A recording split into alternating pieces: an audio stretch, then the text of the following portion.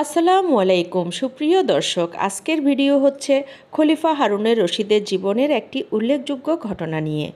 খলিফা হারুনুর রশিদ পানি পান করতে যাবেন, গ্লাস ঠিক ঠোঁটের কাছে নিয়েছেন। এমন সময় হযরত বাহলুল রহমতুল্লাহ আলাইহি বললেন, আমিরুল মুমিনিন, একটু থামুন।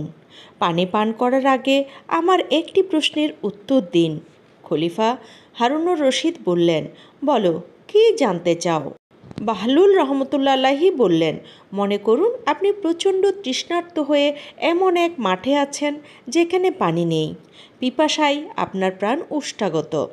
এমন অবস্থায় আপনি এক গ্লাস পানির জন্য কতটুকু মূল্য ব্যয় করবেন? খলিফা হারুনুর রশিদ বললেন, যেহেতু পানি না পেলে আমার মৃত্যু হবে, তাই আমার পুরো সম্পত্তিও ব্যয় করে দিতে পারবো। হযরত বাহলুল রহমতুল্লাহ আলাইহি বললেন, ঠিক আছে, এবার বিসমিল্লাহ বলে পানি পান করুন। খলিফা হারুনুর রশিদ পানি পান করলেন। এবার হযরত বাহলুল রহমতুল্লাহ আলাইহি বললেন, আমার আর একটি প্রশ্ন আছে।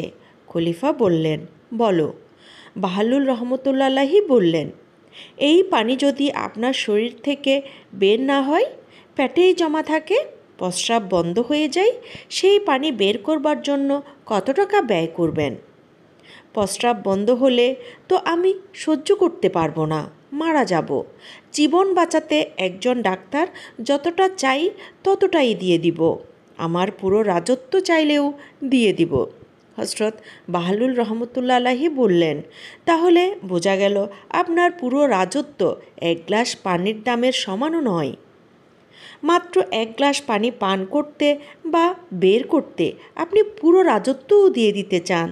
তাহলে কত গ্লাস পানি নিয়মিত পান করেন আর বের করেন, এটা একটু ভেবে দেখুন। আর এই নিয়ামত যিনি দিয়েছেন তার শুকরিয়া আদায় করেন। সব কিছুর জন্য আলহামদুলিল্লাহ। প্রিয় বন্ধুরা, এই ছিল আমাদের আজকের ভিডিও। বন্ধুরা, ভিডিওটি কেমন লেগেছে অবশ্যই কমেন্ট করে জানাবেন।